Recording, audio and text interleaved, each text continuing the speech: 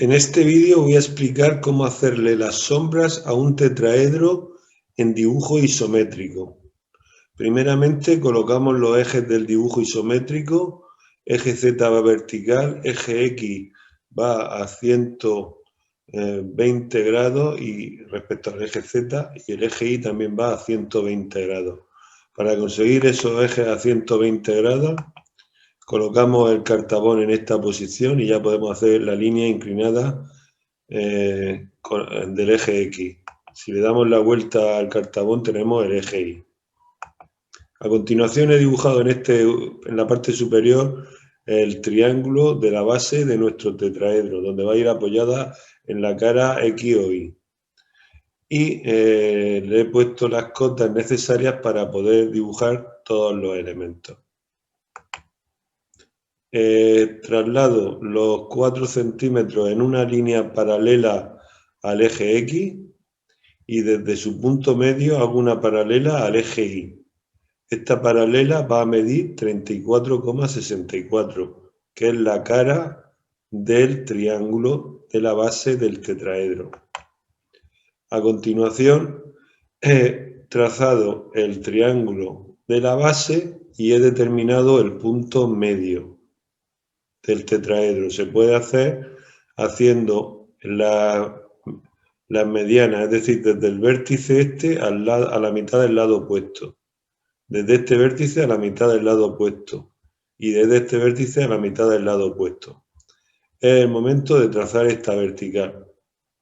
Y previamente tenemos que averiguar la altura real del tetraedro. Esta medida la vamos a averiguar sobre este triángulo. Si yo en este triángulo hago una perpendicular, esta de color morado, que pase por este punto, es decir, a 2/3 de la altura de la cara, y concentro en este punto, hago este arco que pasa por este vértice, este arco concentro en este punto y radio el lado del triángulo. Cuando ese arco corta a la perpendicular, he determinado la cota del tetraedro, la altura del tetraedro. Esta altura, ya que este triángulo que estamos viendo aquí correspondería a este triángulo que estamos viendo aquí. Pues ya, una vez que conozco la altura del tetraedro, la coloco en este punto, hacia arriba, con la medida del segmento morado. Y ya puedo unir los puntos del vértice del tetraedro con los 3 vértices de la base. Si ahora quiero calcularle la sombra del tetraedro, tomaremos un rayo luminoso a 45 grados de inclinación. Para conseguirlo, he tomado la medida que va de aquí a aquí y la he trasladado en esta dirección. Nos sale esta línea azul, que es precisamente la dirección del rayo luminoso. Como solamente hay un vértice que sobrepasa, que tiene cota, porque los otros 3 vértices del tetraedro tienen cota 0, la sombra la tengo que calcular única y exclusivamente de ese vértice. De manera que desde este punto hago una línea paralela al rayo luminoso de referencia y desde este punto hago una línea paralela al eje X. Cuando esta línea paralela al eje X se corta con la línea azul clara, paralela al rayo luminoso, tengo este punto de la sombra. Si ahora uno este punto con los 2 vértices de la base que estamos viendo, tenemos esa zona de sombra que he colorado en tono gris para identificarla claramente. Esta sería la sombra que arroja el tetraedro en el plano XY.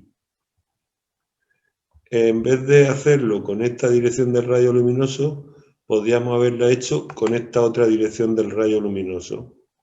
El procedimiento sería el mismo. Medimos esta medida y la trasladamos hacia acá. Esta línea azul es la dirección del rayo luminoso, a 45 grados respecto al plano horizontal. De tal manera que si desde este punto trazo una paralela, esta línea azul paralela a esta línea azul, y desde este punto trazo una paralela al eje Y.